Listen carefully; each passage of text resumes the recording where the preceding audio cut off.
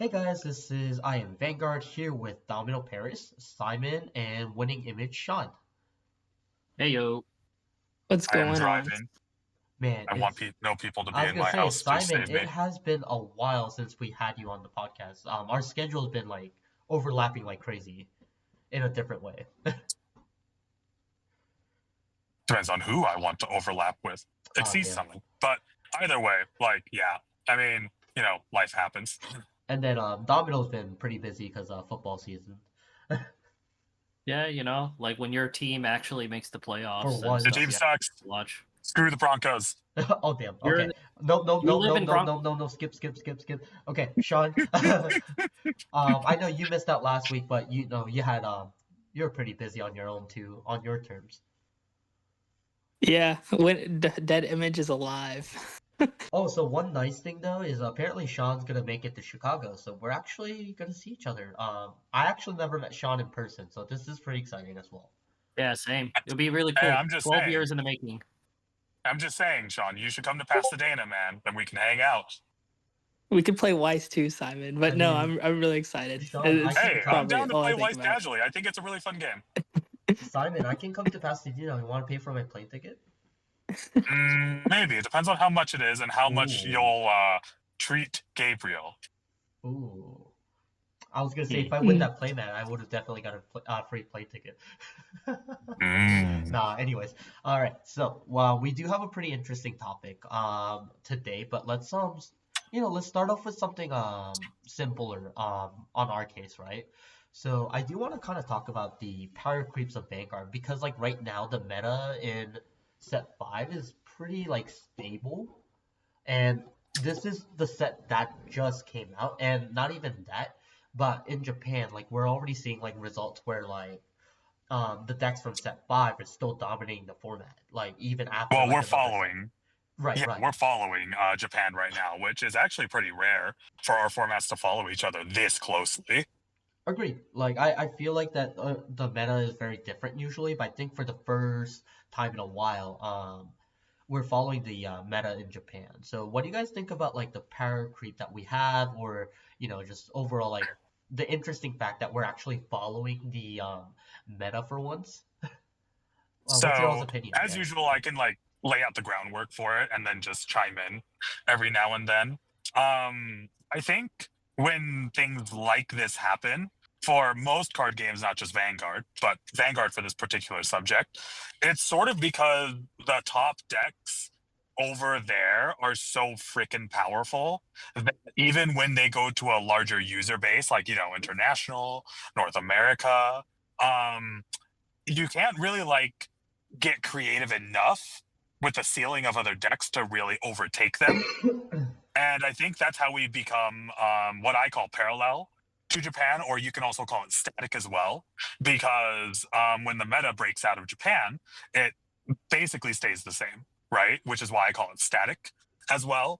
And that's sort of just like how strong Raziel and Levidras are, in my opinion. Um, Especially with, we don't have the fairy yet to boost Odium. So she's sort of just like waiting until it comes out internationally for it. Dragras is always going to be strong. A board wife's never not going to be strong, especially with how easy he can do it.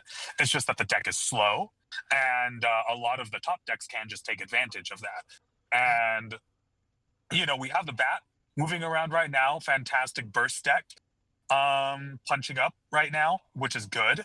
But there's something to say about decks like Levidras and Raziel where they are so stable, right? They are so consistent in building up a hand wall, fielding their field, and getting big power, that they can just, they are kind of, in my opinion, unchallenged for the most part with their showings in international and locally in Japan right now. And as David was mentioning before, set 6 didn't really do anything, which, to be fair, set 6 is pretty weak. It's more of a fan service set than anything. But outside of that, we just don't know what's coming out in set 7. And so Raziel and Levidras continue to, like David said, dominate outside of Japan. Inside of Japan, they're doing some pretty weird things to try to tech into Raziel or not Razel, Levy Drafts, my apologies. And Levy Drafts right now, like they're playing Shiranui over there again. We are seeing Messiah make some waves. We had a week in locals in Tokyo where we saw like what, 3 Nirvana decks that were able to top their locals because it has a good interaction against the markers Yep. if they live long enough. But to close out the groundwork for laying out the discussion for power creep, I honestly don't know. We'll get into it and discuss it.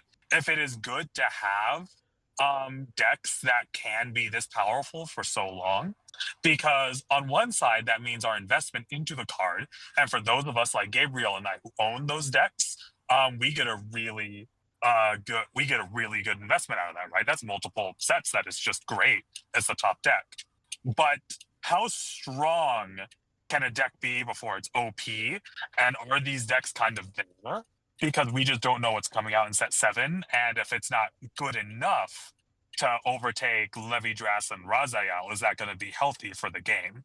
So that's sort of like what we're lining up here. So I'll give the mic out to whoever wants to start first.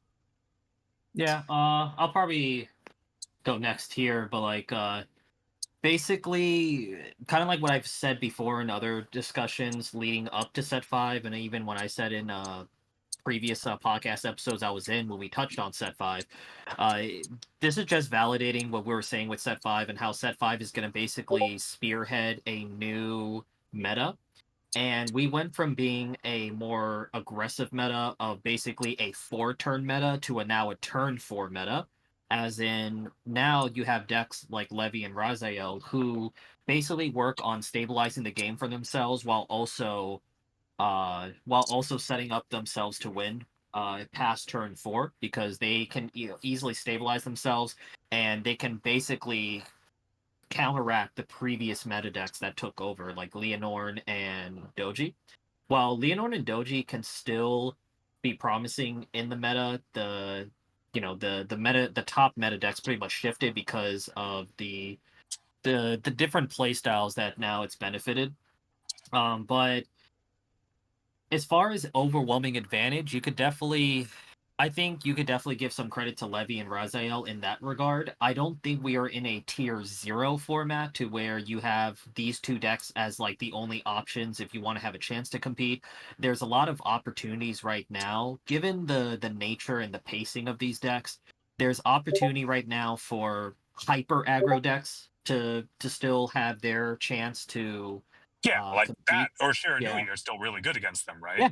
Like Shiranui, the bat deck, which I'll let Sean, get into his. Yeah, he's the one that plays that deck. Yeah, I don't got any good input on like it.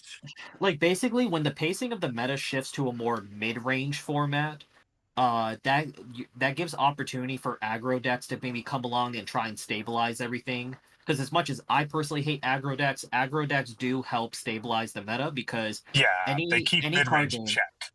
Exactly. And any card game, anyone who's played card games for a while and played multiple card games, although I love control-like decks, any meta where control decks are the best deck, that's probably the worst possible format. We are not there. We are not there. Levy is good. It's not like Chaos Breaker, Link Joker, Lock bad, but it is very powerful. It's very stable. It's very safe. Even with me, I'm still kind of learning the ropes with Levy in detail, and I know I had games and locals where I felt like I was misplaying, but the deck was still rewarding me. So that could be Yeah, very like the rewarding. deck is strong enough to make up for your misplays and stuff like that. So it gives you a good like safety net basically. Yeah, exactly. So there's still opportunities for other decks to compete, but I think there's a certain pace that you have to have with certain decks that could take advantage of that window of opportunity against Levy and Rezal. In this case, with Levy, if you could be aggressive with them within the first 3 to 4 turns, put yourself in a position where you can continue the pressure after turn 4 when they're trying to, stabilize themselves with their markers. So like there's the Bat deck, which is a hyper aggro. There's aggro like Leonorn, and then there's hyper aggro, which that deck is hyper exactly. aggro. You can get the burst down on those two. Because the fact of the matter for those two, like our decks, right, Gabe, is that we run a lot of non-shields in our deck, which is why we stabilize on grade 3 or the turn after grade 3. And that's the really big thing, is that our grade 3 or our non-shields just don't do anything until after our G3 turn. And so it's So like Gabe is saying, a really good strategy to get better tempo on them and to keep them off balance is to start swinging out at them pretty early or bursting them really early in the game. So if you're not like, in my opinion, if you're not like a deck like, you know, the Bat or Shiranui that can hard burst them on your opening G3 turn, then I would say one of the things you can do is just try to throw 2 attacks at them every turn, 3 attacks if possible. It's risky, right? But I mean, if your deck is just worse than theirs, you have to take risks to be able to have a chance to beat that superior deck. I think really when it comes to the discussion of power creep, the main question I always kind of center around is if you were to make a deck choice with competition in mind, are these like top decks like pushing you away from certain deck choice for a lot of your deck choices that you were thinking about? Levy, there is a borderline. I think there can be a gray area in that regard, but I don't think there's a definitive yes. Like again, example when Locke was meta for its time, it pretty much took out 2/3 of the Chaos decks Breaker out or there in the bust. field. Yeah, you're Basically, breaker or bust. you either have a restanding Vanguard, or if you play anything that relies on the field, you pretty much can't play the deck. And I know I had like a collection, despite my collection of the decks I had in the past, I couldn't play. I didn't want to play any of them because I knew there were enough Chaos Breaker players in our locals that I pretty much would auto lose to them if I played those decks. So Get you better, could argue. I mean, there's only so much you can do. man. So I like power creep is really the power creep is basically are my deck choices hindered at Are you all? pigeonholed? And That's what it's called. Are you pigeonholed? basically, yeah. Or is there a way I can maybe try to go against the meta? Is there a way that are there any opportunities I could take advantage of? I think it's a yes on both, or I think it's a no on the first deck choices, and I think it's a yes. But I think it's more about how wide open is that window for people, and I guess you Yeah, themselves can kind of decide that, and that could be up for yeah. interpretation. But No, Sean, I agree with that. why don't you talk about your back deck? Well, I was mainly just gonna piggyback on what you said, Gabe. Like, like instead of the turn 4 meta, it's a 4-turn meta. So decks that really could capitalize before that fourth turn, such as Bat, are the ones that you'll typically see. Obviously, good players know how to play around it, but it could really catch people off guard just by simply doing what it does. It's a solitaire deck, I will say, just because I've played it enough to where like it's like I'm playing with myself, playing cards with myself, No, and no, no. Say the original thing. No, good catch, good catch. yeah, playing cards with myself, just trying to set up the most optimal board state for your criticals and restands, which before these decks could actually pop off is like actually like the best way to keep it in check. Um, Levy Dress really doesn't get going until the fourth turn. Raziel definitely can't get going. It could still do a lot just because of Keter Pile and other pieces within the deck, but doesn't Yeah, the really do draw much loops. until you get to that Raziel Vita Yeah, those and a they're bunch of mid other range. things. But Yeah, they're as mid Gabe, range. but like to kind of leave the bat just because like it is really really good, and I think it's a safe pick for somebody who kind of got outpriced by the meta. That's weird to say Well, because that's sort of like the roulette that happens in matchups, right? Is that yeah. it's the anti-meta, the black horse. It's the so if 90% of what people are going to be playing in your next event is gonna be Raziel or Levidrass theoretically, that means if you take that and it has a really good win percentage against it, you're just gonna have to work less hard than they do to break pools than to break the bubble, right? Yeah, and that's what I was about to say. Like that, there's room for other decks to kind of take flight. Like even though Leonore and Shotodoji kind of got pushed out, Leonore still has a pretty good matchup just because there is some recursion in that deck to kind of keep up with some big numbers and more hyper aggressive plays after that turn 3 Yep, slash turn and she can 4. trigger sack. And the trigger sacking Yeah, is big with her too. yeah, and also like it has ways to selectively thin its pieces out, giving your Vanguard a little more pressure when it swings whenever at any point in the game. Also because the first turn is going to be triple drive too. And also a deck that I think people are sleeping on this format is Aqua Libra, just because it could work Big at any cow. point of the game. Like going Big going number. first going first, obviously hitting big numbers is huge and you could honestly push your opponent to a high damage count fast. but also with its restanders and its ability to kind of push that extra damage early with its divine skill, you could really catch these Raziel and Levidrus players in some awkward situations, especially if you open up optimally and being Going able to steady's grab your not bad. yeah, Yeah. and like being able to grab your pieces to make sure you could do that almost every game makes like decks like that pretty good choice in my book. Yeah, they're Yeah. great. Like Echo Libra has never like been really bad in my opinion because it's like you were mentioning, it's a high roll deck. What I think makes decks like high roll decks better or worse will always depend on the matchup roulette that they're presented with in the current meta. And I think Aqua Libra players are going to be eating real good for a while as long as these mid-range decks stay around. Yeah, like Yeah, but mid-range decks, like mid-range decks usually don't take over a meta overwhelmingly because they just have a lot of windows of opportunities to kind of keep them honest because they don't necessarily excel immensely in like any main stage of the game.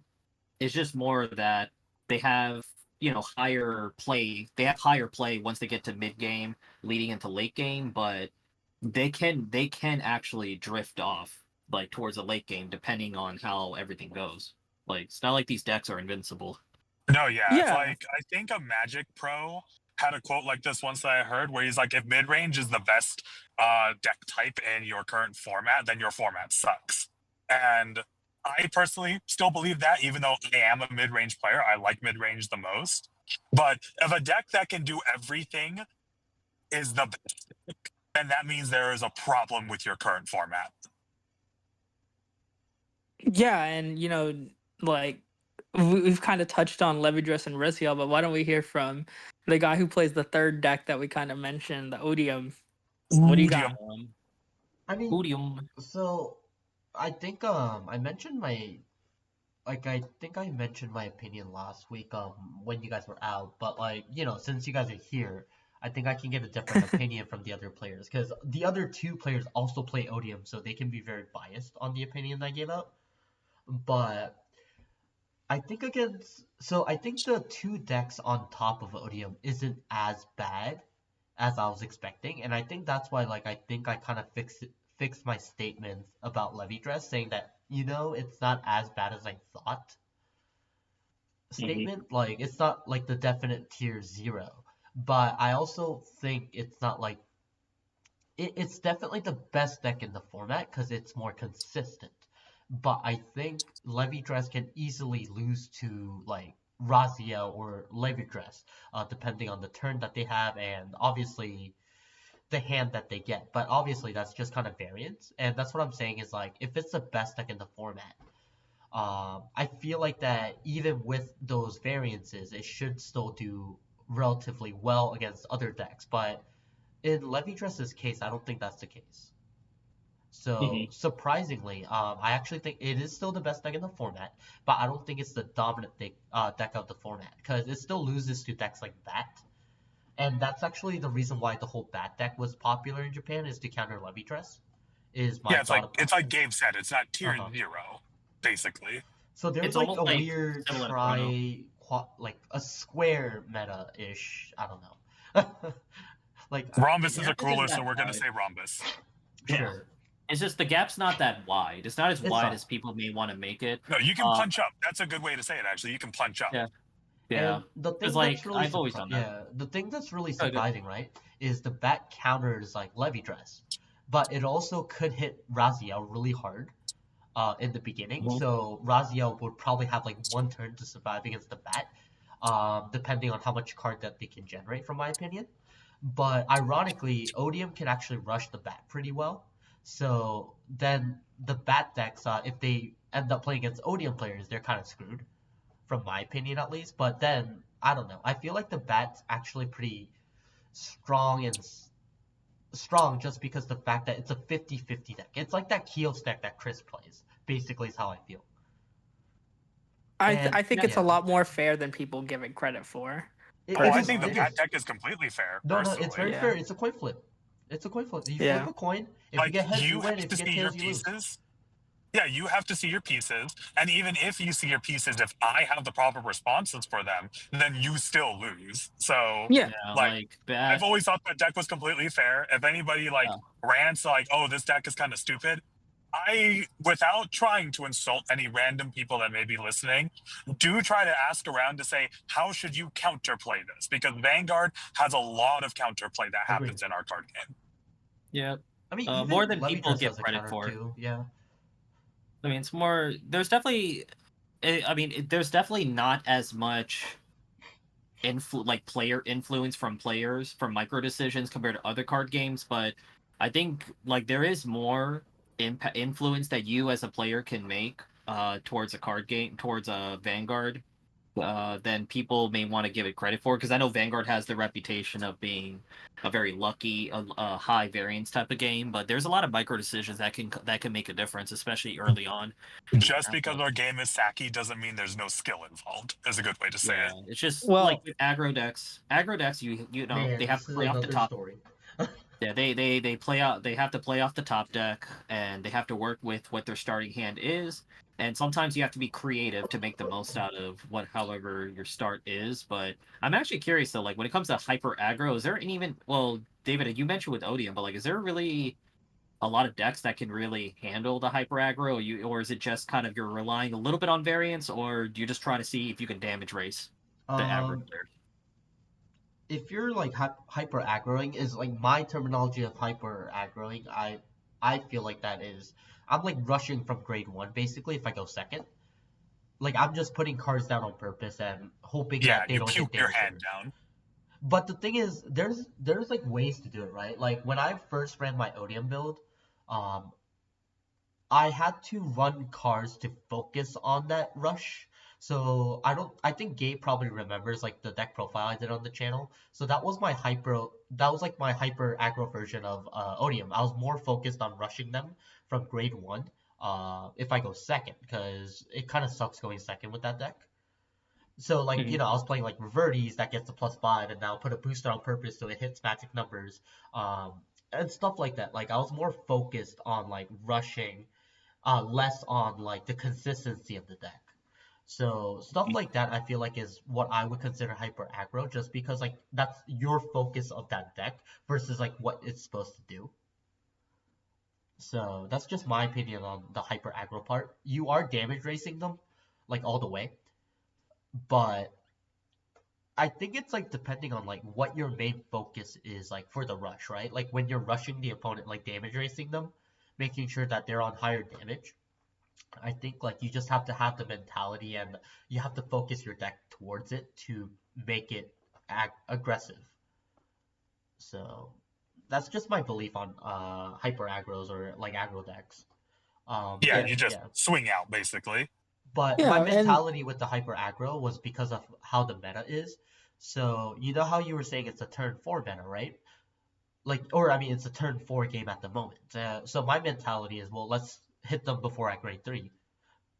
Yeah, So that's basically the idea. That's the window of No, that is, opportunity. I believe that is the right decision to make if you are building to punch up into the top meta right now. You exactly. need to try to focus into the things that you know they are uncomfortable with and just press on those pressure points when you can, so that eventually when you get to your big turn, your deciding turn, the decisive action, that's when hopefully you can either make enough trades that you're going to win that game or make enough trades that you don't die on the next turn. Yeah. yeah, and the ultimate equalizer will forever be triggers and Triggers and OT. aggro. That's why they're in our Yeah, game. triggers and OT. Yeah, Yeah. like I said, is Liel's big. The good thing about Odium is it can you can actually focus the deck on aggressive plays like early if you really want to. But the problem is that there's a consistency issue of hitting your divine skill. So I would Yeah. say like that's not the ideal version, but I did try that version just to see how it goes because I'm still like on the testing phase for Chicago. Hmm. So I just think like you have to really understand like the one thing with aggressive decks, and Gabe knows, right? Because Gabe knows like I love aggressive decks, and one thing that you have to just learn and like you have to admit or you have to accept is that when they hit a damage trigger, it sucks, right? Because the whole point of why you're hitting aggressively is you're banking on them not hitting damage triggers. And I'll be honest, it doesn't go your way. It's a card game that has variance on it, right? I mean, yeah, it's great if it works your way and they don't hit any damage triggers, but you got to make sure that if you are running decks like that or versions of that build, then you have to accept the fact that if they hit the damage, you have to accept it. Oh Yeah, well. you have to have the right Yeah, expectations for what the oh results well. may be. Yeah, I agree. Yeah. No. Hey, you're playing to the math, man. There's usually only around a 20, 3-ish% chance that they're going to hit a damage trigger every check if they're all still in the deck. So, yeah, you play to the math. And sometimes you don't have a choice. It's like David was saying. If this is what you need to do to win the game, if this is what you feel you need to do, then you have to go for it. It's just the way it is. Yeah, basically what we're trying to tell y'all is you shouldn't be scared of what the meta is right now. I think that's kind of what we're going through. The decks that you can play are way when there's a closer. power creep on a deck, right? So for example, a good example is Levy Dress because a lot of people are complaining about it. Then Yeah. play around it. You got to know what the weaknesses of the deck is. I mean, you all know that Levy Dress is a slow deck. It has to get to grade 3 to actually do something. Well, there's the two things I want to kind of say to kind of cap off this, because for one, I don't think that there is a power creep right now, but more a power shift, because Shoujo Doji was kind of like a very highly represented deck, and Leonore. Those are the two highly represented decks, just as Raziel and Levy is looking like right now. So I don't think we're in a power creep, but simply a power shift. Powers have just shifted to two different decks, different play styles. So it's a different approach now to the meta. And also for people listening, when it comes to meta, you don't want to get caught in the trap that because I don't know what it is. It's so amazing, and this is like to a lot of things that we I feel like we as a society ever tend to over analyze things when things are put on paper. So if you had to picture a tier list, right? And people always talk about different tiers. They say Levy, Raziel, tier 1, this tier 2, this tier 3, whatever. So a lot of people, it flashes in their minds oh, if my deck doesn't fall in that top tier, then it sucks or something like that. What people have to get out of your mind is meta is just meant to be a guideline. It's best to understand that when it comes to meta and power shifts, it's just understanding the context on why they are highly represented, right? It's why are they highly represented? What kind of play style and shift of strategy are they promoting? And in what ways can you handle that? But meta is just meant to be a guideline to help you kind of get an idea of what you may have to watch out for if you are trying to think of what deck to compete with. You don't want to take that at face value. So I think that's the two things that I kind of want to wrap my thoughts around this topic for power creep, because I definitely don't want, because I mean, being around the game for many years, every time there's a different meta shift, there's this conversation does come up a lot, and I think people just misinterpret the meaning about all of this, and people kind of panic at any sign of they change. set basically. themselves into the fences a little too much, basically. Yeah. They Yeah. bury Who themselves remembers? in a hole before they even have a chance to grab a shovel. Yeah, because Who remembers? Who remembers Luard? Vanguard is dead. no. I'm not talking about V Luard, but No. I think that He's talking about OG G. Luard. Yeah. OG Luard was pretty freaking good with the owl, I admit. But V Luard is the worst I've ever seen Shadow Paladin. I'm not getting on that. That killed V series. Good riddance. No, but good way to say it, Gabe. Yes. Play I to your agree with Gabe. strengths. I agree with Gabe, and to add on to what he is saying, very few, we've had it a few times in Vanguard where the gaps between tiers was so large you couldn't, punch up, basically, right? I still don't think, even in the current format of D series, that is there. Back in the day, the worst I think we've ever had it outside of V series was probably Chaos Breaker when it first came out. And that's because a lot of things were locking. We had reverse units out. Novell was pretty bad too, but you could still sack against Novell. I think the big thing with Chaos Breaker was there was a deck actually that could counter Novell, but the problem is that deck lost to everything else. Yeah. I played Nubatamas, and that I'm countered Novell really hard. I'm sorry. But But anyway, like the thing about Breaker, right, was that Breaker was built to kill its format. Bushiroad even admitted this back in the day because all of your reverse units are cronies to Chaos Breaker. He just wins. That didn't translate into a very good metagame. And if you played Gold Paladin or any other rearguard centered decks, like Gabe said, you just couldn't win. That's the point where tier one's gap between 1 and 1.5 or 2, whatever you want to say. That's when it's like, no, I just can't beat this deck. It is actually just impossible. I don't think we have hit that point in Vanguard since the end of G Series, where Chrono Jet Time Leap and, Tri 3 in general, Tri 3 and Gize were running around with Z Dragons. Ever since then, bar V Series, because V was an experiment and we don't talk about it, I don't think D Series has ever hit that point, even now, even with how prominent Raziel and Levidras are. Because one, while people may or may think this is a hot take, I think OTs help a lot with that. If an OT shows up at the right time, no matter what deck is playing against the best decks, your OT will swing the game your way and maybe kill them. Two, I think that the power ceiling for exactly. I think that the power ceiling, even with those two decks in D series right now, is still low enough that other decks still punch up and have the chance to beat them. Your deck's going to have to fire on all cylinders, of course, but your deck firing on all cylinders still lets you beat that deck. Like Gold Paladin sacking all of its trigger checks does not matter if it runs into 4 perfect guards on Breaker with your front row locked. We're not in that right now. So I agree with Gabe and I support what he says. I think, don't get trapped in thinking, oh, I'm playing Levidras, I'm just going to auto lose. It's D series Vanguard, especially. You're not going to auto lose. Like there's still chances for you to swing the game your way. I think it's also too with the way that, because obviously since everything is compressed into a nation, what the difficulty with balancing everything is that like there's so many clans. There are like literally like 30 clan, like there's so many clans, right? So there's so much to spread out as far as support is concerned that there's going to naturally be an immediate imbalance with a ton of decks in the format. That's just what's going to happen. Or at the very least, yeah, or at the very least, it gives an I don't even know what that is. Yeah, but even then, it will still give it gives the illusion. It gives an illusion that that there are like tier 0 decks because everything is based on clans. Now that it's nation based and it's compressed, what's really nice is that with the way they've been supporting everything is that every supplemental support that happens for a nation that is at least generic, and they've been doing a good job with that.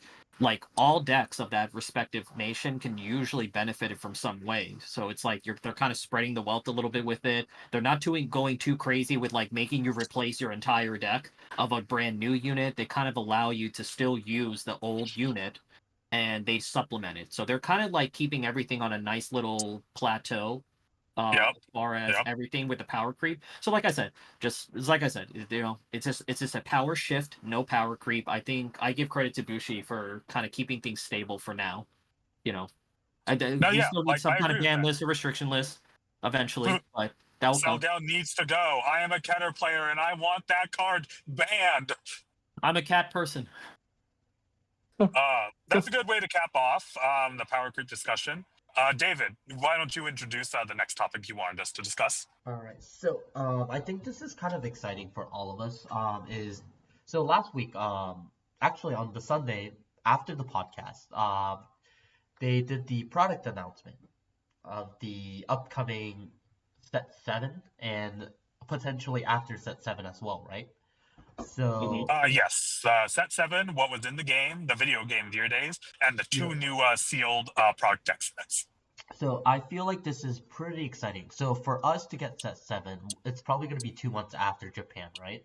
If I'm correct. Usually, yeah. So that means they're getting their Set 7 in April, so we're going to get ours in June. Oh. Or actually, Set 6 is coming out for us in February.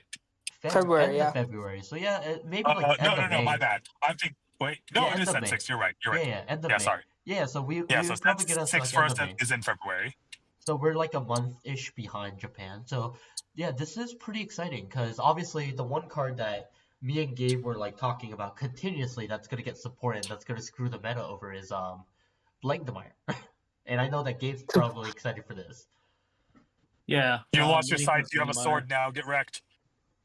Yeah, well, it's cool. That just means that we're going to be better because sword users tend to get better support in video games than scythe users. Fight me. Damn. Damn. So I think Yeah.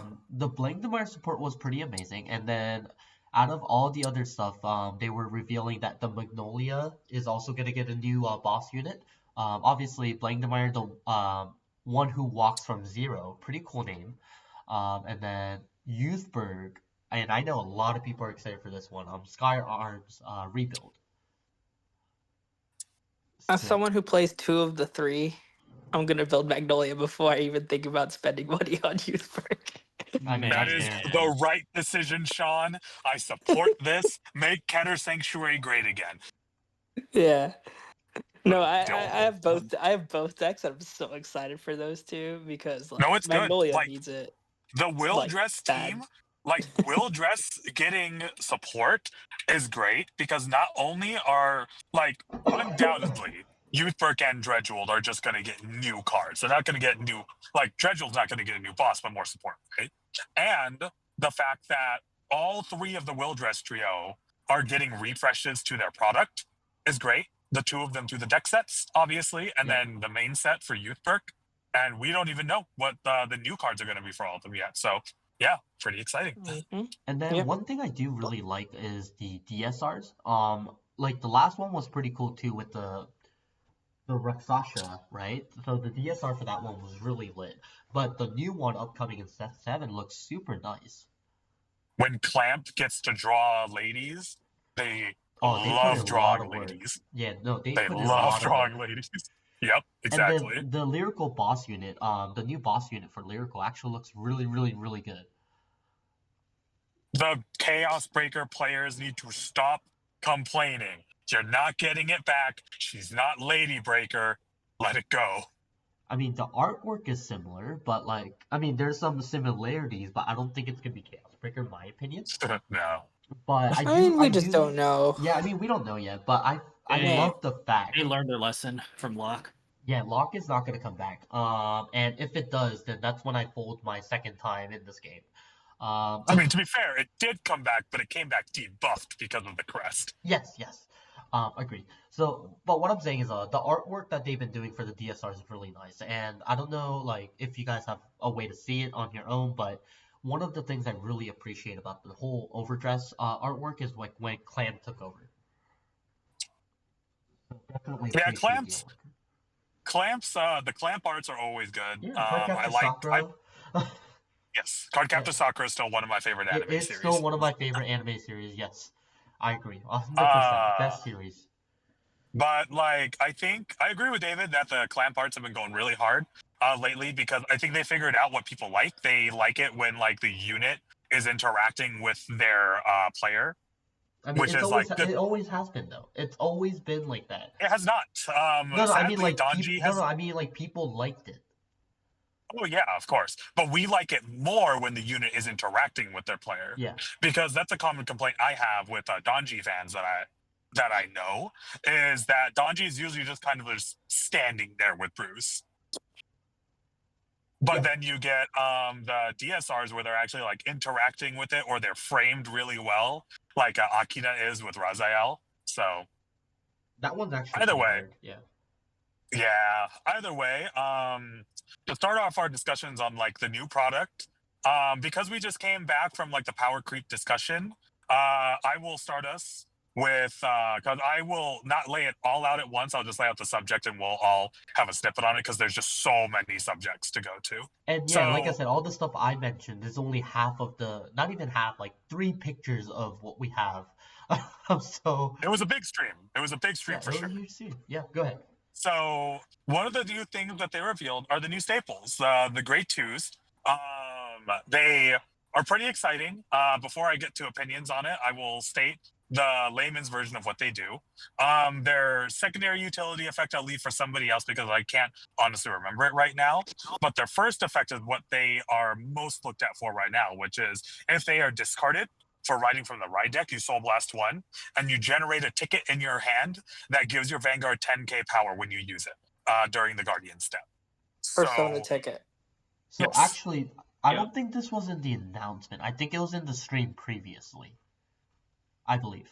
Oh, okay. But yeah, no, it's a good thing to review it though, because I'm Because looking through it like, right now. So that's why I'm asking. Is I was like, wait, was this on the stream? And I was looking at it. But sorry, go ahead. No. so to go over it really quickly, because we don't want to stay on this too long, because like David said, this was a week ago.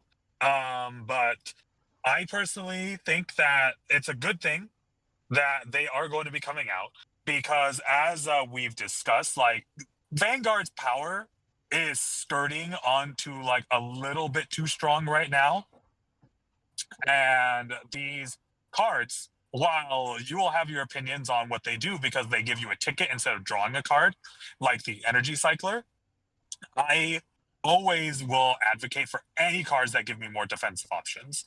Like, our game is an aggro card game. Aggro can get out of control here. We've seen it happen before. Anything that gives me more shield, I'm completely down for. And the 10k shield is a premium shield value in D series. So that's always good for me. And secondary thing, this allows you to have more options on discard targets now, because now you get to decide between the Cycler or the G2. They all go after different resources. So that's pretty good. That's what I've got to say on it. I honestly wish it was yeah. just in the form of a starter, not like in B series with a quick shield, rather than Oh. having to put a card in your deck for it. But I don't know. We'll see how that turns out. That's just what I'm thinking on paper. Well, I so agree. it's a new. I think like any type of new cyclers like this is always highly recommended from my opinion, and I'm always like up for these kind of cards, right? Like I'm not saying it because like it's a good or a bad card. It's more like what I've been noticing recently, and I think I mentioned this a couple times before too, but we've been getting a lot of new players, and the hardest thing for us to kind of get them into the game is like staples. And I feel like at least this is kind of a good motivator for them to like, oh well, I can't play this card, but I'll play the Dark State one that is just coming out in the next few sets.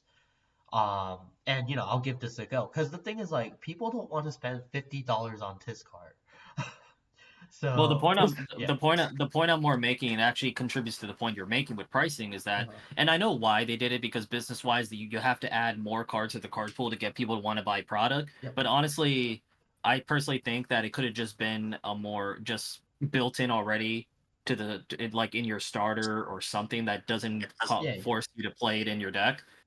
Just like, for example, when we switch, you know how like Prison, for example, has an order that's like mandatory to play, and you have to search it, and then but it takes up a card slot in your deck.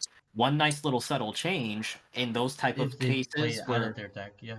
yeah, it's like they're token now. They're just tokens now, instead of like being put in the deck like in Poldio, Or kind Odium, of and like stuff. like a regress gauge kind of thing. Exactly. Not something that just clogs up, that can go in your deck and kind of screw you over too if you just don't draw it. Because even with energy cyclers, like, while yeah, they are very important pieces, but there are still decks out there that don't use energy cyclers. So it's Both like, of in our my decks don't mind, play them.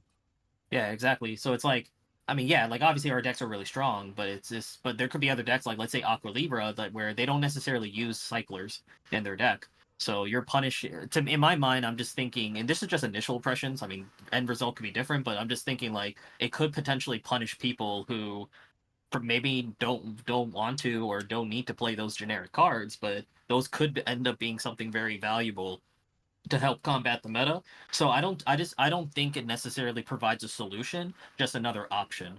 I think it's kind of like my Yeah. opinion on that. I mean, I think No, that would have options Yeah. are been kind good. of nice We as a need more starter. options. Yeah, I think it would have been Options are kind of good. cool as a starter too. Like they would have just eroded all the starters, but I think like they're just my personal perspective. I think like my personal concern, well, not concern, like I guess Bushiroad's concern from my opinion is I feel like that they didn't want to do it that way. Like, I I mean, think I agree with what David is saying. I absolutely think they are testing the waters yeah, myself right I now. think they're testing the waters and see how like this is gonna result first, and They then never want to maybe, go back to the power level of V series. So I yeah, think they're like Yeah. testing what they can steal from it basically and not kill the game again. And I can get it, and I get it too, because if you make it so convenient and built in, yeah. you can't go back and take it away. Because you Like, for also gotta example, remember, remember, if you do it yeah, as a starter, right? That means that the top tier decks can also run it. Right.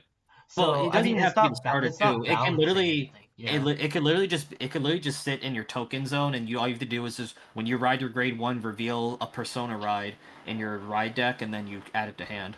Like that's literally all they have to. That's literally all they can do if they all they need to do if they want to make it built in without even interfering with people's starters. You just put it in the token zone. They've already shown they can do that with Impaldio, Yeah. ODM, and yada yada.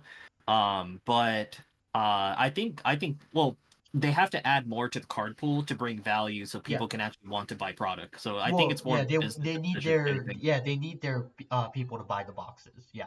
Yeah, but I Yeah. just think for something as important as that, I don't think it should be reserved as an option, but it should be built in for everyone to have equally. But then again, just like you guys said, I could definitely go along with with your counterpoint for you and Simon that it could just be Bushiroad's experimenting and they don't want to go too far in that they can't revert. So I Yeah. can agree with that. Yeah.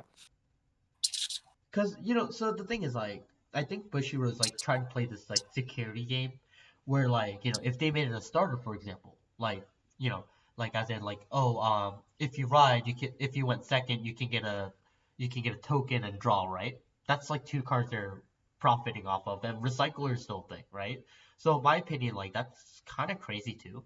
I mean, obviously, like, going second could be a better opinion now, which I understand from my like your standpoint, like that could be really nice for the decks.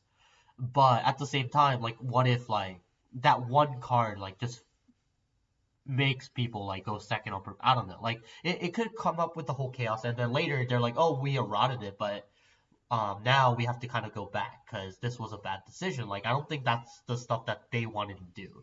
And honestly, like Yeah. Simon was mentioning, I think they're really like testing the waters. Like they're gonna try out this grade 2 as a recycler, and if the what do you call it, the tickets, like if the tickets are Yep. successful in the format where it's kind of like reducing the power of the format because of the tickets, then they're probably gonna make the tickets more common to pick up in the future versus like they're trying out this triple rare and see if like people actually get it or not. Like if people Well, it's like make it a Harmonix priority to play. Messiah Yeah. in Premium. Yeah, exactly like Harmonix Messiah in Premium with the Guardian tickets. Yeah, exactly. Yeah. Yep, Cause just testing yeah, the waters. That's all yeah. it is. So I I don't think know. I feel like that's what they got I him. don't know. I don't know. I feel like they haven't. I feel like there's enough examples where there's enough testing that they know. I personally just think that they need to give some more generic Benefits of going staples out there to second, get people to correct. buy.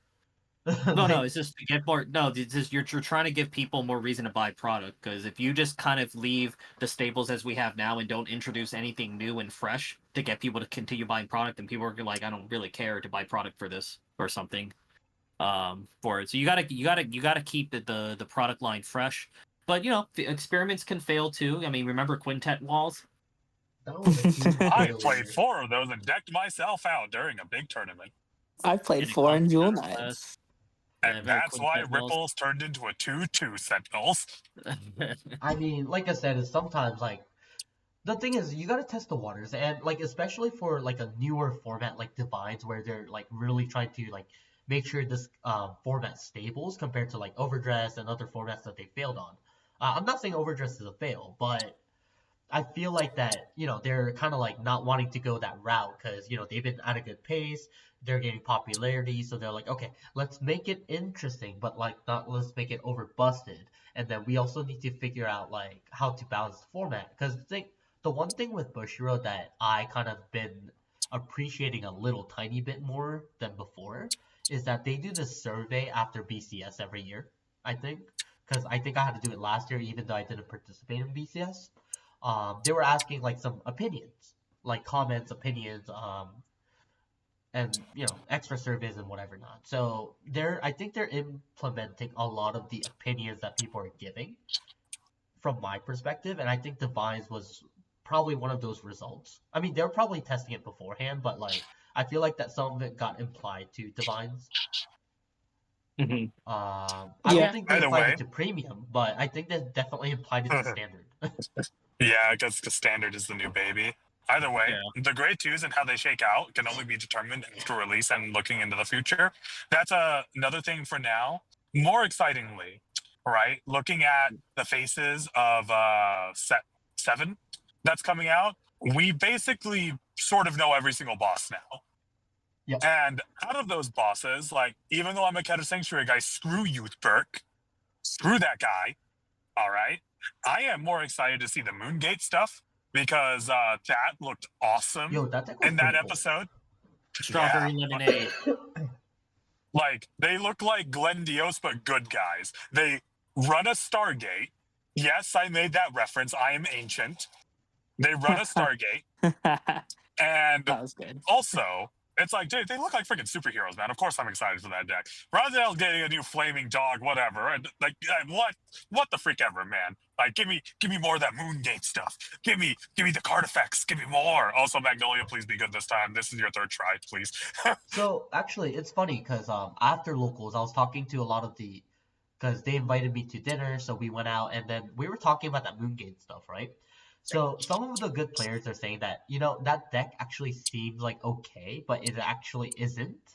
I was like, why, right? Because in the anime it looked pretty cool, and obviously there's always a saying that Gabe says is that they make decks look really good in the anime, but realistic in We play, also it's just not. don't know what it does. Yeah, Well, we also yeah. just don't know.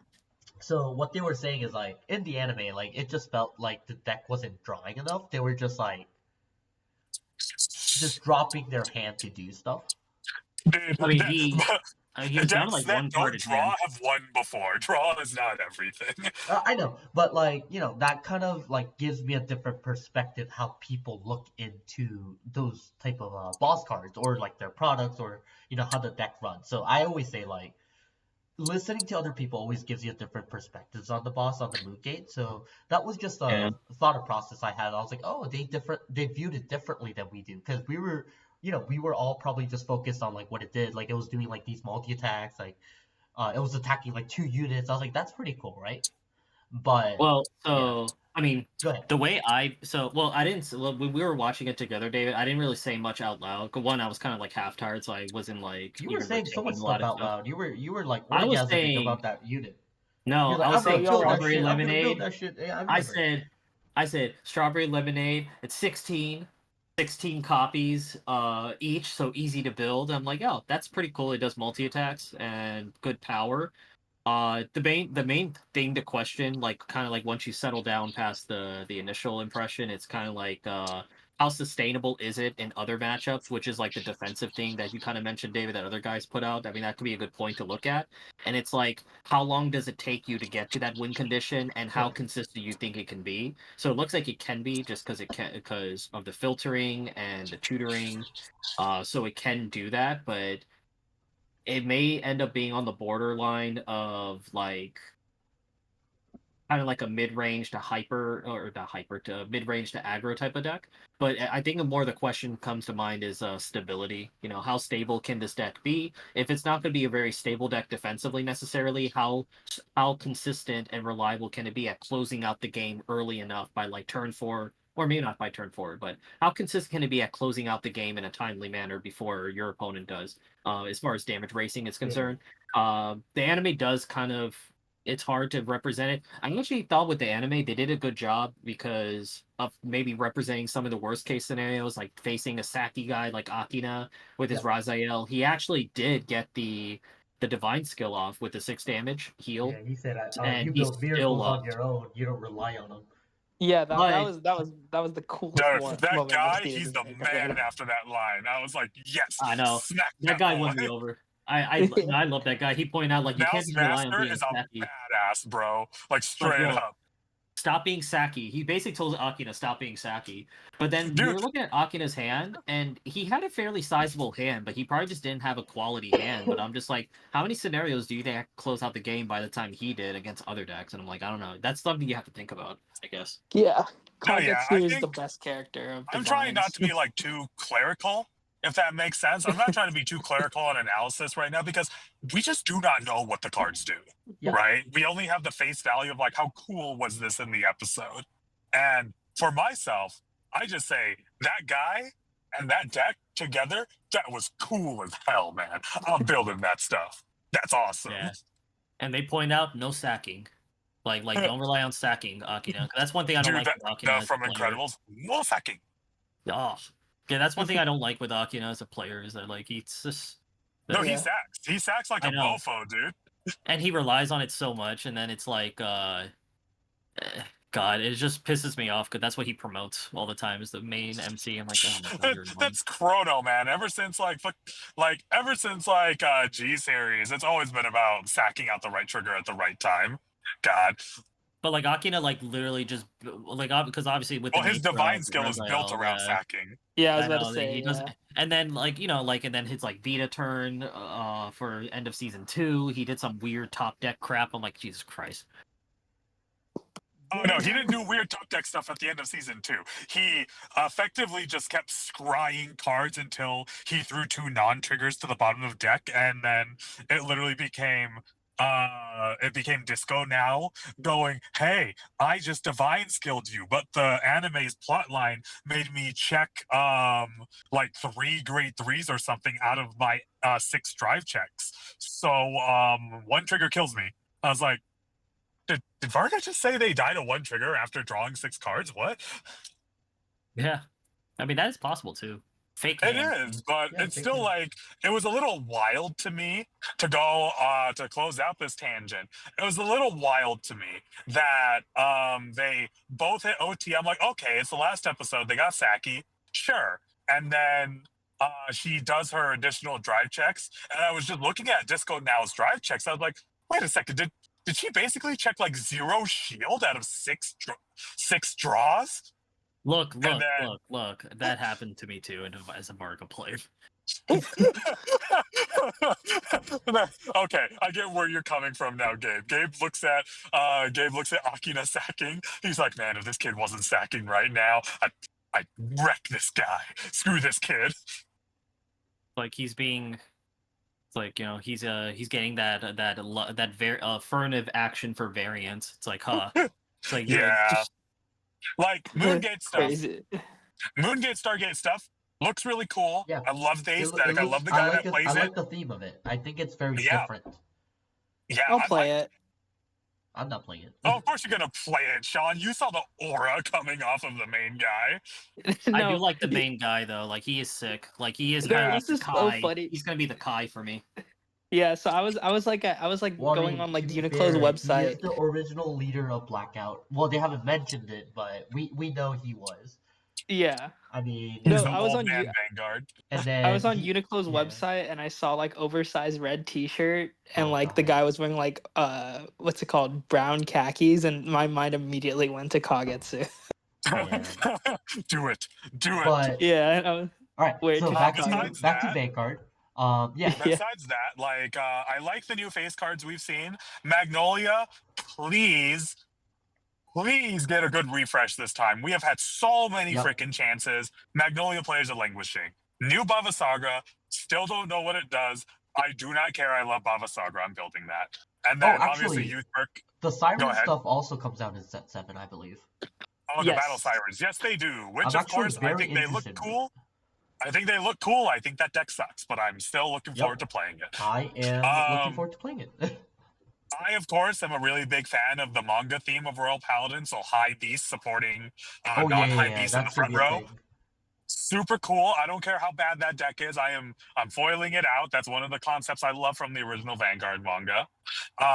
New Youth Perk. You can go sit in the corner with the rest of the edgelords. We don't care about you. And then, like honestly, I am really excited for set 7 coming out of the gate really strong. There's a ton of new bosses. I really want to see what the new Dragon Tree does because it has a chance to be a real deck now, not like this meme-ish like grade 10 Exodia deck.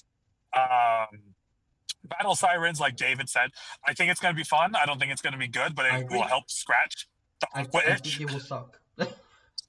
I think just reading off the cards we've seen so far, David, I think that deck's going to suck. Yep. Mega Donkey. But Mega it's Donkey, Battle yep. Sirens and they look cool. I agree 100%. They look cool, and I think eventually they're gonna be the new Shoujo Doji in a couple years. So I am not worried. After how long it took for him, yeah. And then Or if you're sitting on a Storykea cards and you want to play Bermuda Triangle but don't want to pay money for Lyrical, well, there you go. This is Bermuda Triangle at home. oh man. But Good yeah, one. like honestly, like just off of face value, looking at the cards, and this will be really short because we just don't know what they do. I'm really excited to see what the new effects are. I think a lot of decks that people have been wishing could get refreshed for a while, Bava Saga and Magnolia are two prime examples of that. It's like, yeah, that's awesome. Look. We're finally getting new stuff. Look. You all can be happy about your units, but man, that new Blankmeyer goes hard. That new Blankmeyer does go love it. hard, and he's So- still a main character in the anime, so he's gonna be good. So like he got rid of the Sai and then he got a sword. So you Now, know he the big thing he picked up the Excalibur.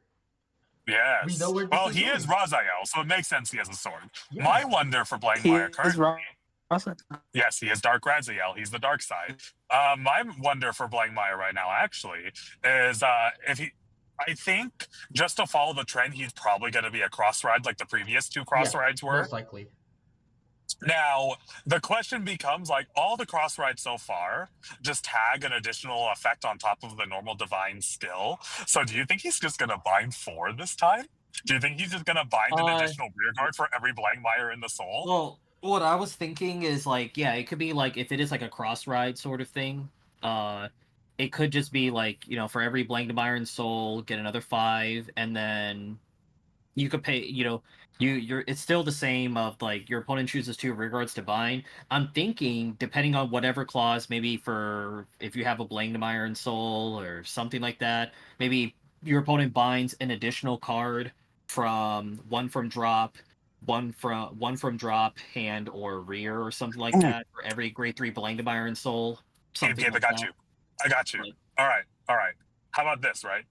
When he blasts the 4 cards to bind from soul, for every Blankmeyer name that you blast, they have to bind an additional card from the field. And if they can't provide it from the field, they do it from hand.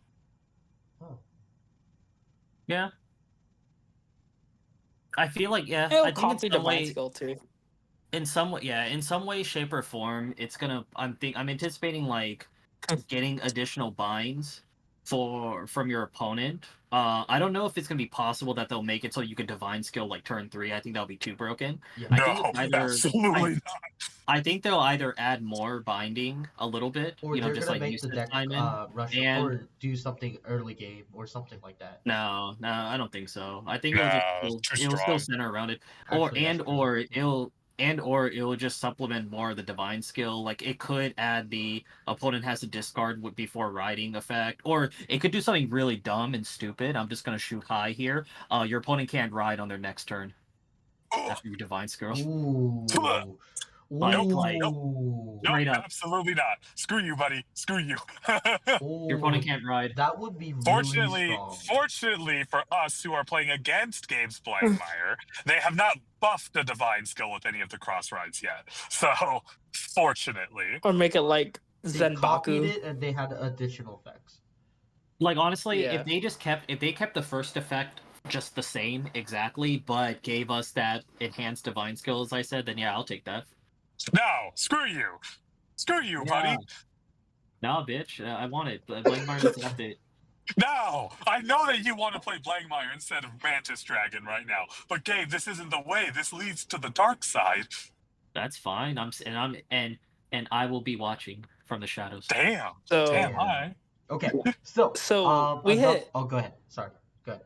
Yeah, oh no, I was just about to say we hit all the like the new stuff other than Yes, the face cards. what else? So the next should be the deck sets. Yep. This is a really short one too, because this is more of like a public service announcement than anything.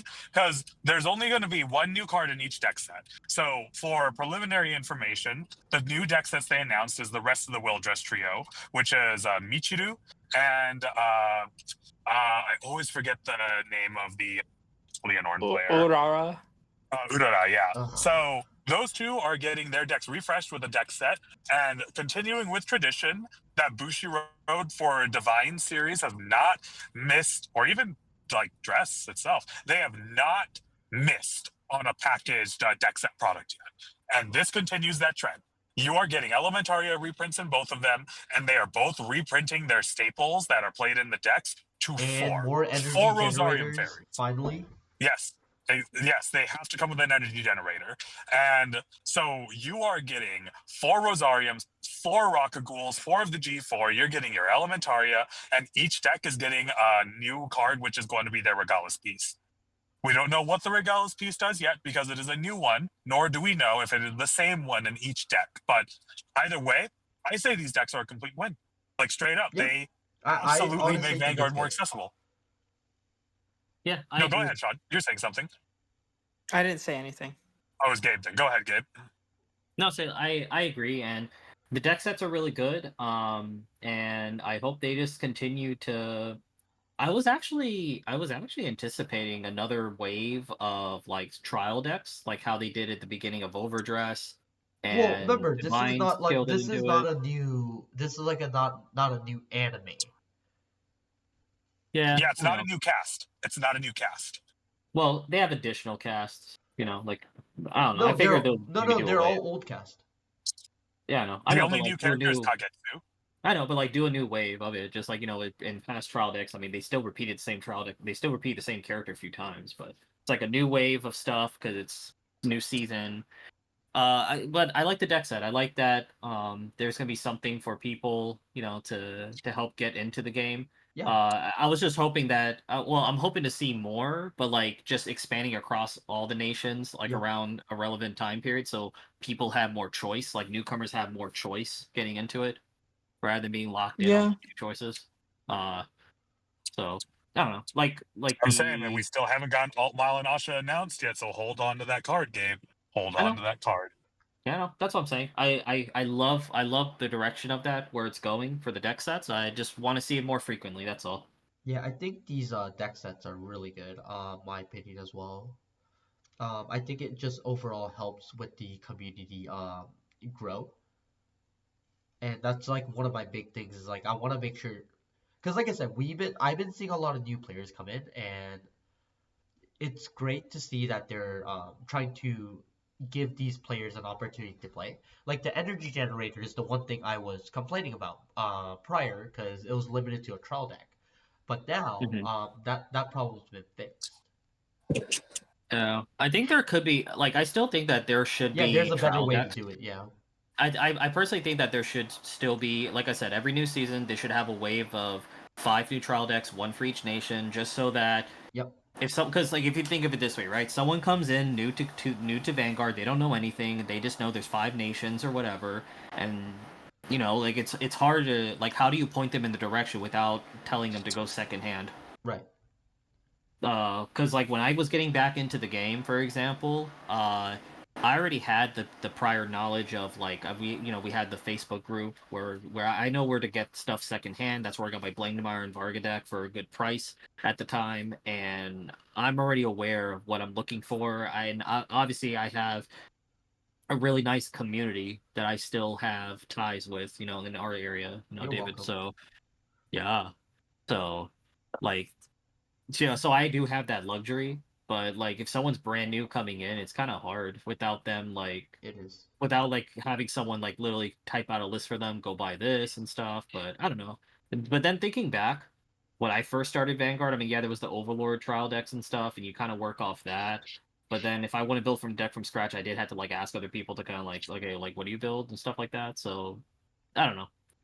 Uh, as Simon said, there's gonna be more stuff coming out. I welcome more. I just welcome more product and more options for people to easily get into the game, coming back into the game, Yeah. or maybe if you want to shift gears to a different, no pun intended, because don't bring that shit back. Hey,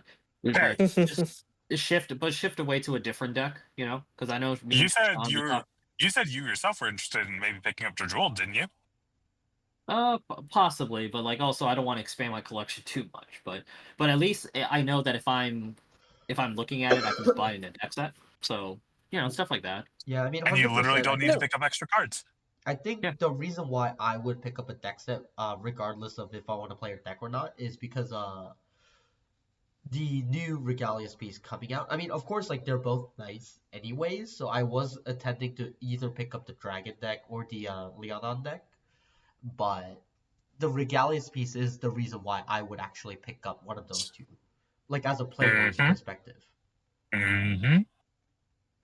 I think that's a really good thing as well because, like, a good example is if, like, David doesn't want the main deck itself, you could work out a way that you could split the deck with someone where you take the piece and then they just buy the deck off of you.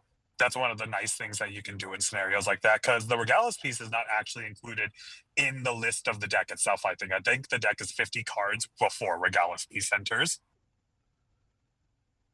Yeah. So, Yeah. like, always good stuff. I want to see how good the Regalis piece is as well, but we just don't know. That's a good way to close out of the 2 new deck sets. They're good. If anyone's interested in picking it up, you should, because most deck sets sell really, really quickly after their initial release Like the and Stride sell deck out. set, yeah. Oh yeah. So Actually, if coming up anybody's next week. Pretty exciting. oh, I'm so excited, dude. I mean, of course, I I'm already not picking up anything, but yeah, it's so exciting. I already put my 2 Benjamins down for my Night Rose deck. Oh, that hurt. So two Benjamins. yep. And then so like, I think those deck sets are great, and that's kind of just like there's nothing more to say there. It's just keep going, Bushiroad. That's good stuff. The last thing to talk about, also pretty short, that's why we segmented it so much, is Dear Days. new boss out of Dear Days, because Yeah. Dear Days has given us yet another new I'm not card. gonna lie, It is she's kind of Vortex cute. Dragon. She has a cute It's face. Vortex Dragon. I don't care what anybody says. That card is Vortex Dragon. Its effects are really interesting. So outside of joking right now, I think that boss is awesome just for the fact that it finally gives us back like genuine Kagero feel. Like, it controls the field. It has a big tempo swing on itself. I love it. I absolutely love it. It feels like you're playing Kagero again. I agree with you, Simon, except for one thing. We're That is listening. not Vortex Dragon. No. Well, that could be part of it, but it's Okay, I what's don't the like- one thing? Well, I remember way back then I did have Vortex Dragon in my deck because I didn't know any better, and I replaced it as soon as I could because what threw me off is that it's blue. I don't like blue dragons. You don't like should it? be red. You don't like Tear Dragons? You don't You like don't Blue like- Dragon? What? You No, don't like blue dragons? What the hell? That's like the not most in symbolic dragon. not in Dragon Empire. Not in Dragon Empire. I don't What? like blue But dragons. that's where they're cool. It's because your nation is red that blue dragons are cool because they're different. No, blue and red look ugly together. So Oh my, it looks whatever, off. man. Next I thing you're want it gonna to be tell me you red. hate Optimus Prime. Don't, Gabe. I do not Your want to logo fly is literally there. blue and red. But he's not a dragon. Optimus Prime is, Oh. but Optimus Prime is not a dragon. I changed my logo, by the way. It's not blue and red anymore. Oh, actually, yeah. Make sure you guys comment, rate, and subscribe to Domino Paris. I did not think that's what DP stood for. But either way, so, like, I think that outside of us joking with each other, it feels so good that there is going to be a boss that is just so Kagero-like again, because it's so actually difficult to come around like bosses or decks that can just control the field like that, right? Yep. Like, we've got Vermilion, I guess. Uncle Libra doesn't do it for some reason. I was really surprised about that. Gondiva is obviously around as well. And I honestly can't name more than that off the top of my head. Well, Dragon Empire flavor at least. So, like, I am so excited. I love restanding Vanguards because Kai is my favorite character. This is a restanding Vortex Dragon. Vanguard. Yeah, Hey, exactly. My best Love character that all guy. time. Ren's overrated. I was gonna say Red's Dude, kind of cool, though. Ren's a thirst trap, man. That's all he Dude. is. Ren's just a thirst trap. People just like him because he has like that big hair and they just have like No, some he's like a pretty all these boy. old That's why nice things guys- about him. that's why Big people like him. hair, He's a pretty that long coat, that broad chest. I'm gonna stop talking now. I literally proclaimed on YouTube Ren is my favorite character, so Oh, well, you fell for the trap. For all Yeah. of the reasons that I just stated. But yeah, man, like, I think it's a little disappointing, personally, that because Dear Days bosses get support so slowly, Yep. that I like that it is so strong out of the gate on its own. I hope that following sets will support it quickly to give its own deck like its flavor, basically.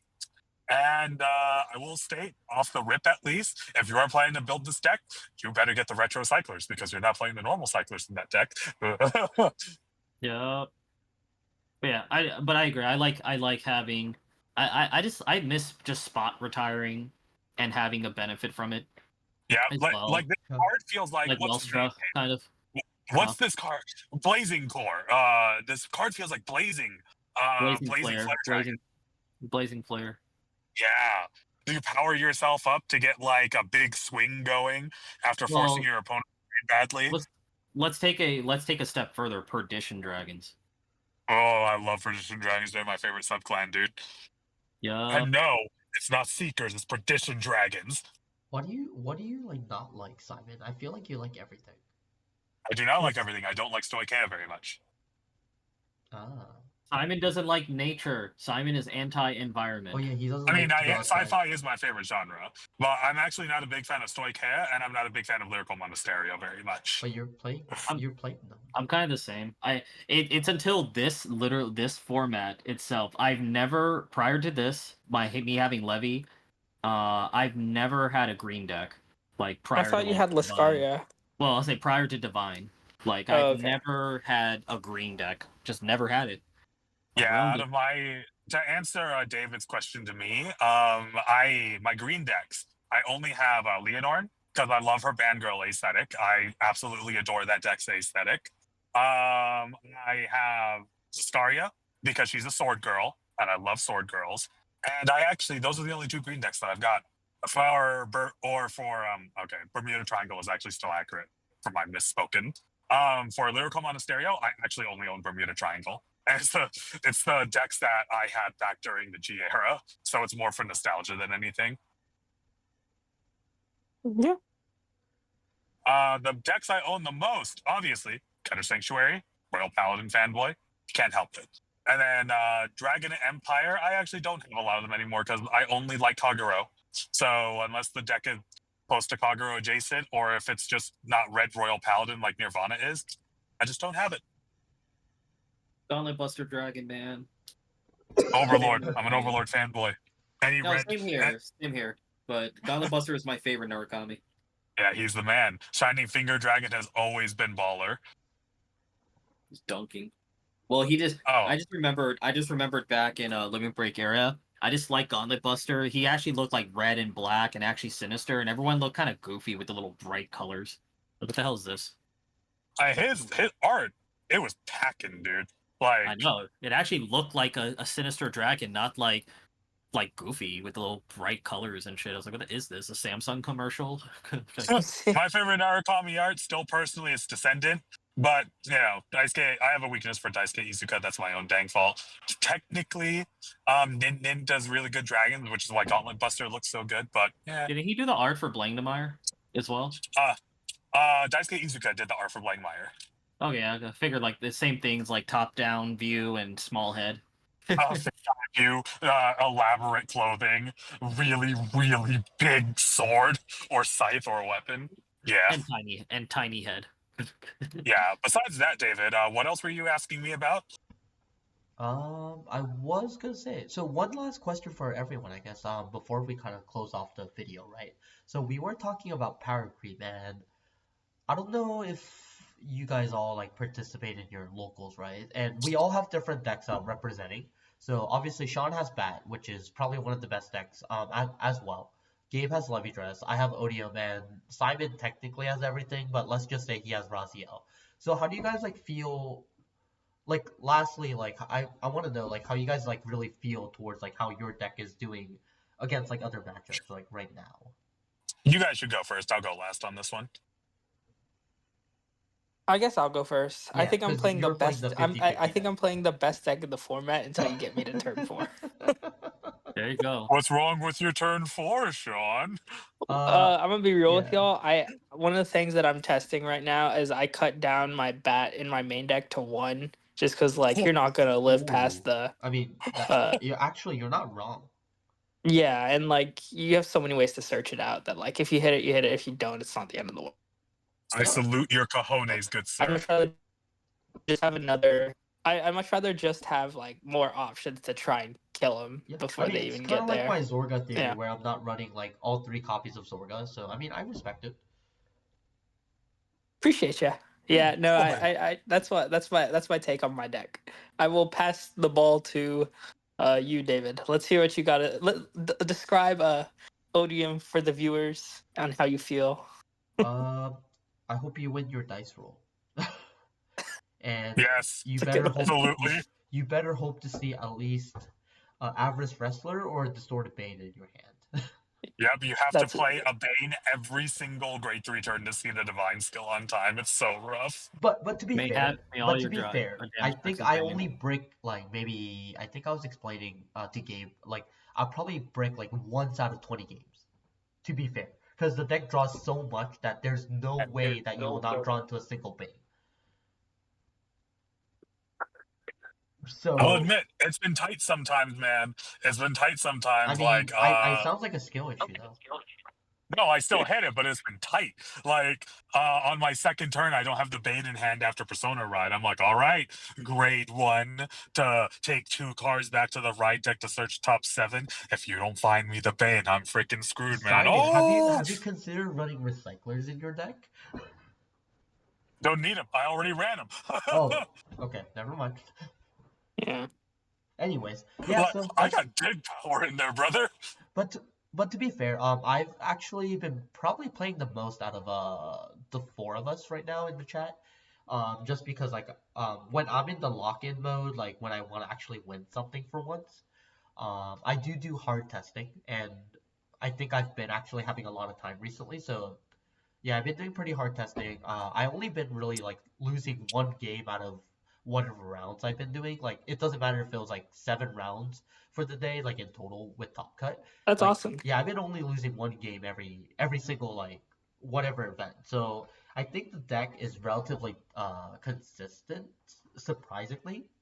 But the one game I'll lose is like basically to myself. So yeah, so just make sure you guys when you guys play Odium, just have the expectation of it's gonna happen. Just accept it. There's Go no on. deck out there that's Yeah. unbeatable. That's just the way it is. Well, no, Don't hate the you lose player, to hate the yourself. game. Yeah, you lose to dice roll. You lose to not drawing into Banes. Yeah, and then you Lose to go. double critical, lose to OT. Yeah, We're playing yeah. Vanguard. There's a lot of stuff out there. There's variance, and you guys have to accept it. That's the difference. Like if you can All right. accept that it happens, then it's what it is. Anyways, go ahead, Levy dress player. Yeah. Describe your deck Well, in one sentence, and then go from there. Ooh, in one sentence. ooh. Yeah. Overpowered. Period. Oh no. Stress free and comfortable. Okay, that actually that's kind of valid. Like I've been comfortable. Like every time I play in the like I've been taking a break from locals for a little bit, but for the most part, like any losses I had in locals was because of bad variance, like someone hitting the OT, like when I'm at 5 and with only one PG in hand, nothing you could do about it. But like I just felt comfortable, and all my wins, for the most part. I mean, sometimes yeah, you have to get lucky here and there with things, and I just feel like if you have like a sign of a really good deck is that when you have good variance on your side, you just feel like you almost feel like you just auto win the game. Yeah. And when you have bad variance, as long as it's not like literally game breaking, like as I just said, OT, I'm really not like bothered by a lot of like bad variances. So I think that's just a sign of like a really like top level deck.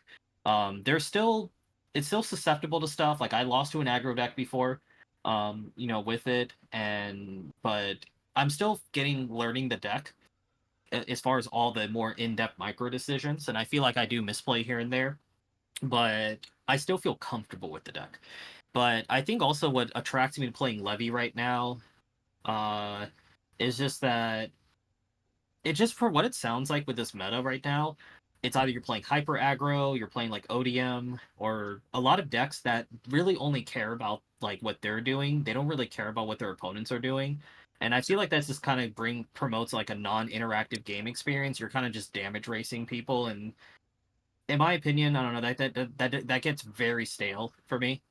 I like to at least have some kind of interaction, or at least have something where my opponent has to deviate from their normal strategies. That's really why I like playing Blankmeyer before, before Levy. So Levy does promote that in some cases. So seeing my opponents actually having to play around my stuff, just creates a little bit more interactive gameplay. So it's comfortable, stress free, in my opinion.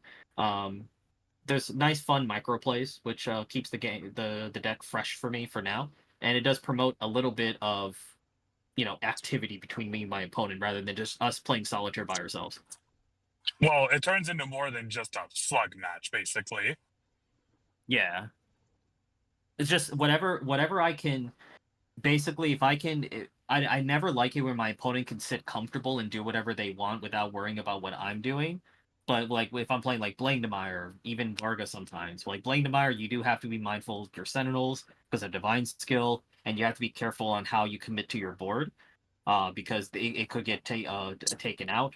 So then with Levy, you just got to be careful with how you deal with the markers. Sometimes people change their attack patterns really weird. Sometimes people want to rush me early, and when maybe they don't want to. And if they Meanwhile, don't, Simon in the background against Blankmeyer just plays Bastion. yeah, hey, but that's all it is. But I enjoy the concept of Levy. Just No, I think it's I'm a good. very Like, control player. I like control decks. I like control oriented decks, and something I that can think you're interact feeling with my really opponent. comfortable with how consistent that deck is. I think that's what you mean by like you feel really comfy and safe playing that deck, right? Because the deck is super consistent. I feel sick. Well, you could brick, but I think it's more that I feel secure as long as you have everything you're supposed to have, which is not asking too much game by game. But the deck doesn't require much to kind of get going, and once you get your few pieces in place, you kind of just have a gameplay loop going and very cost efficient. And yeah, I mean, I feel very secure with that deck. Like once I get the markers down, my damage isn't crazy necessarily, but I still have a quality enough hand to kind of hold off on ODMs or any big pushes from my opponents that I anticipate. I feel very secure. So with my games, so that's all there is to it. Yep, consistency has its proclivities. Like that's just sort of how it is. Raziel is really similar in that respect. Raziel kind of only needs to see like the Levy Drast deck. It's why they're both so close to each other. It's key cards like your Nilbaris and your Gabuelius, and you're kind of just set from there. You have your loops down, and you just keep recycling them until you see who hits the 6 damage. Finally, comfort, like Gabe said, comfort is what I would describe while playing mid-range decks like that. I think that's what makes them so good at mid-ranging, is that you just have access to a lot of really powerful plays and options that you can do. And so, if you're spoiled for choice, then you're feeling pretty good about yourself, right? Yeah. It's just sort of how it is. So, yeah, not much to say for Raziel in that respect. I think the difference between the two of our decks, personally, is that I think Raziel honestly has a higher ceiling than Levy Drast, but that's because Raziel has to sack more to win versus Levy Drast, which just builds a very good synergistic board with decent numbers and potency, and it just throws 5 attacks at you. Whereas Raziel, in exchange, he drive checks way more to spike more, right? But if your deck relies on drive checks, guess what you need to hit to win the game? Yep, basically. Yep. So, ebb and flow, stuff like that. Am I Out the of only those, person that doesn't feel comfortable? David, you should always feel comfortable No, when you're I'm around us. comfortable. But out of that, like my favorite deck to play outside of Raziel, as stated, has actually been Odium. Just Yeah, like Odium's super David fun. was talking about. I just love board synergy, and it feels like Odium is just that. It's just like a board synergy Yeah. deck, basically. Plus, she gets her own foul crest. I really like the art, which is like that's a huge factor in deck enjoyment for me. I love Odium's art. So, No, I think last Odium is and by actually, extension, Lea Lamorta. yeah, I mean, as much as like I keep like saying that, I was like kind of joking around like, oh, you have to draw into your pieces, like, there's a lot of risk. I mean, that's fairly true, but the deck is actually not as bad, like, as like I jokingly say. It's actually really strong. No, it's tier Because, 1. It's a good deck. yeah, Odium is actually the reason why a lot of the other decks can't compete, from my opinion. Like, I mean, it kind of like knocks them out, like before, like if you Well, think about yeah, it. they have to pass a gate check, Yeah, basically, right? So if you can't pass Odium, like you can't even pass like towards like Raziel or Levy Dress.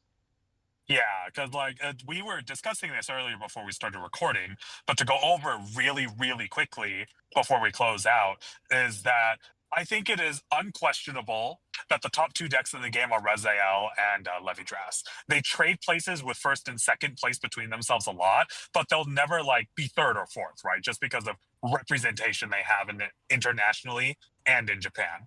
Right. And then you have third and fourth place, which is always like, Liel and Farga, and then Bat like rips in there sometimes. But it's sort of that situation where Liel and Farga never break into second or first, but they're always going to be sitting at third or fourth, if that makes sense.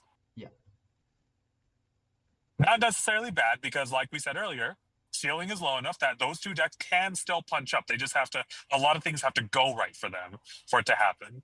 But yeah, to close out the discussion, back onto where we started, I honestly, even with Levidras being really, really good right now, I still feel really good about the current format. Personally, I feel like if set 7 doesn't do anything to help other decks up, then that's when they'll finally. No, I think there is going to be an impact. I think so as well. And if it doesn't, I think that's when they finally take a look at Levidras. That's when they usually do stuff like this, like bans or limits and stuff like that. They're not going to hit Selgout until everybody has their clone of Shenri. So, Keter Sanctuary players, you'll have to enjoy your time playing Selgout for now. Everybody else, I'm sorry. We don't want to play this card either. It's just that good. Yeah. I mean, Yeah, if I just have that the good. option to play something that's good, I am playing it. Yes. Yeah, for sure. Exactly. Yeah. If the Other than option that, is there, though, you have to play it. Yeah. I think that even with Levidras being so high, as like Sean mentioned before, decks like Raziel and Levidras being so overly represented gives other Black Horse decks a good opportunity to come out and make a good showing, like the Bat deck has. So I think things are very interesting right now. I look forward very much to seeing what happens with set 7, because we are getting the introduction of, 5 new bosses around that time? Yeah. There is no way that doesn't make an impact somehow. So I'm in. I'm all in for Vanguard going into the next season of the anime. They said they've got like 200 more episodes planned, so we're in it for the long haul, boys. I mean, All right. So I mean, I'm just gonna say, like, the anime itself, it's great, and I'm actually gonna do like an extra content of doing anime reviews. So stay tuned for Divines. So I'm gonna start with season 1. So just stay up for that. And to wrap up, let's go ahead and do our regular thing. Let's do our shoutouts. Go ahead, Simon. So this will be very short because my primary car shop just had to close down. Oh, I'm sorry. Goodbye. Yeah, goodbye Mythos Games. You guys are great. I will always 100% recommend Hoffet's Store the Fun Collector down in Orem, Utah. Look them up. It's awesome. And sadly, that is all I've got left for shops I can shout out so far. So go ahead. Go ahead, Gabe. Yeah, I haven't been to locals in a little bit, but always same shout outs to Boba Hero. They've been building up a really nice player base, starting off with a lot of new players, and now we're really nurturing a lot of good vets coming back, and just another group that's expanding as well in there. And Curio Cavern, they're still holding it down. They were my first locals to come back to when I was coming back into the game, and I still enjoy. I still have to go down and see the guys. I haven't been at it in a while, but He's been watching football. those are my shoutouts. Of course, sports, man. Sean, go ahead. Shoutouts to David, Gabe, and Simon. And I'm always thankful to talk Vanguard with them. I think we always have some good laughs, good fun, good discussion. And also shoutouts to my local scene back here in HTX. Shoutouts to Team Ham. Shouts to Commander Hyman for getting me back into the game. And looking forward to finally running up with these guys after what feels like a long time coming here at BCS Chicago. Hey, we'll be seeing you in Pasadena. Yeah, he's really trying to get you in. Oh, yeah. I'm bringing my own car too, buddy. I'll drive us all around. Ultimate tourist mode. Damn. Okay. There we go. So my shoutouts are very simple, like always. So shoutouts to Curio Caverns, like Gabe said. Shoutouts to Boba Hero, located in Sterling. That's the main store I usually hang out with because it's closer to me as well. Even though Curious is pretty close. Shoutouts to Anime CCG, which I actually stopped by for the I don't what's the tournament name? The Yoshino I don't know. I just say yeah. Oshinoko Cup, but it's not the name. Oshinoko Cup. Okay, sure. You do not want to say that after the ending. Okay. No fighting. And then shout outs to Superstar Gaming in Baltimore. Tommy actually that worked there came by yesterday, so it was nice seeing him. Shout outs to Vinny Goblins, that's also in Maryland as well. And then shout outs to the other YouTubers that are upcoming, and obviously shout outs to Commander Jaime because we've been communicating a lot before Chicago. So shout outs to him as well. But yeah, that's pretty Shoutouts. much it. For next week, we'll have a different content coming up. So see you guys soon. Bye.